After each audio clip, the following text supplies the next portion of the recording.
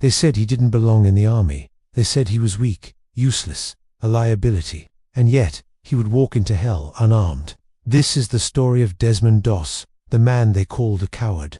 Desmond was born in 1919, during a time when violence was normal and war was inevitable. He grew up poor, deeply religious, and was shaped by one belief that would define his entire life: I will not take another man's life. So when World War II broke out and America demanded soldiers, Desmond answered the call. But he made a decision that shocked everyone around him. He would serve, but without a weapon, not a rifle, not a pistol, not even a knife. In the eyes of the military, that made no sense. In the eyes of other soldiers, it made him dangerous. From the very first day of training, Desmond became a target. They mocked him for praying. They punished him for refusing to even touch a gun. They called him a coward behind his back and to his face. Some soldiers beat him while he slept. Others threatened him openly. His officers tried to force him out, calling him mentally unfit, un-American, unworthy of the uniform. But Desmond refused to quit. He didn't argue. He didn't fight back. He didn't hate them. Instead, he chose a role that terrified even the bravest men: combat medic, a soldier whose job is not to kill, but to run toward gunfire when everyone else is running away. While other soldiers trained to shoot faster, Desmond trained to stop bleeding under fire.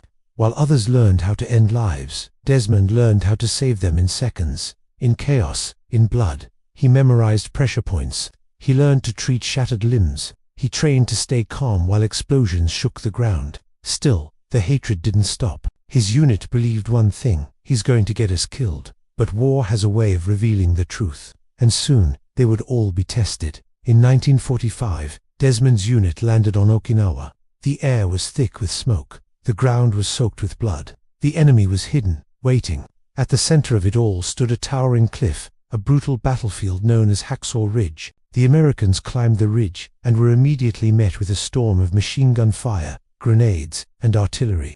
Men fell by the dozens. Screams, explosions, panic. The assault failed. The orders came down: retreat. The soldiers climbed back down the ridge, leaving the wounded behind to die. And that's when Desmond Doss made his choice. While everyone else retreated, Desmond stayed. No weapon, no cover, no backup. Just smoke, blood, and bodies scattered across the battlefield. As night fell, the ridge went silent. But Desmond moved, crawling, searching, listening for the faintest breath, one wounded man at a time. Under enemy fire, alone on Hacksaw Ridge, Desmond Doss began pulling the wounded toward the edge of the cliff. And with every single man he found, he whispered the same words: "Lord, help me get one more." The battle wasn't over. Bullets were still slicing through the air. Enemy soldiers were still sweeping the ridge, hunting for survivors, and Desmond Doss was still there, all alone, surrounded by the dead and the dying. He started dragging broken bodies through the dirt and the blood. His hands were shaking, but he managed to tie complex knots, securing wounded men in a sling. Then, he lowered them down the side of the cliff, one by one, and each time he sent a man down to safety, he looked back at the carnage and whispered a prayer: "Lord, please help me get one more." He didn't ask to save everyone. He didn't ask for 10 more. He just asked for one more. Again, and again, and again. Hours crawled by under the cover of darkness. Desmond became a ghost on that ridge. Enemy patrols swept past him, sometimes just feet away. He was shot at. Grenades exploded so close the shrapnel tore at his clothes. He was exhausted beyond anything a person should endure, but he kept moving. He kept searching. Some of the men he found were unconscious. Some were screaming in agony. A few even begged him to leave them, to save himself. He refused. He told them he would not leave them behind. By the time the sun finally began to rise, an unbelievable reality started to sink in.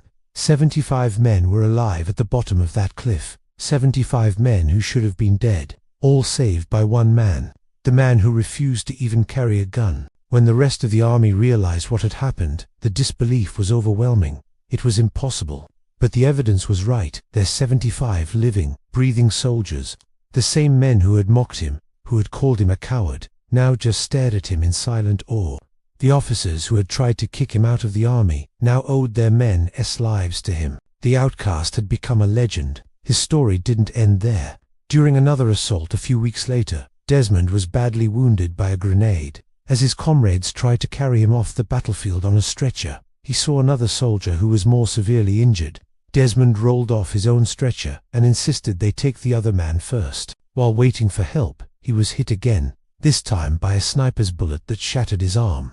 Instead of crying out and drawing attention, he crawled to a discarded rifle, used the stock as a splint, and tied it to his broken arm himself, still refusing to carry the weapon. He then crawled 300 yards under fire to an aid station. On October 12, 1945, President Harry S. Truman stood before a crowd and called Desmond Doss forward. He placed the Medal of Honor, the nation's highest military decoration, around Desmond's neck. He was the first conscientious objector in American history to receive it. President Truman looked him in the eyes and said, "I'm proud of you. You really deserve this." A nation that once questioned his courage now stood in unified respect. Desmond Doss taught us something profound about the true meaning of strength. He didn't win his war by killing. He won it by refusing to hate. He proved that courage doesn't always have to roar like a lion. Sometimes it's a quiet whisper. Sometimes it's a desperate prayer. Sometimes its only mission is to save. In a world that is so often obsessed with power, he chose principle. In a world that can be addicted to violence, he chose mercy. He showed everyone that the strongest conviction is the one you hold when you are all alone. So that leaves us with a question to think about. If standing by your deepest beliefs means you have to stand completely alone, would you still have the courage to stay? Or would you retreat like almost everyone else? Let me know your thoughts in the comments. Thanks for watching.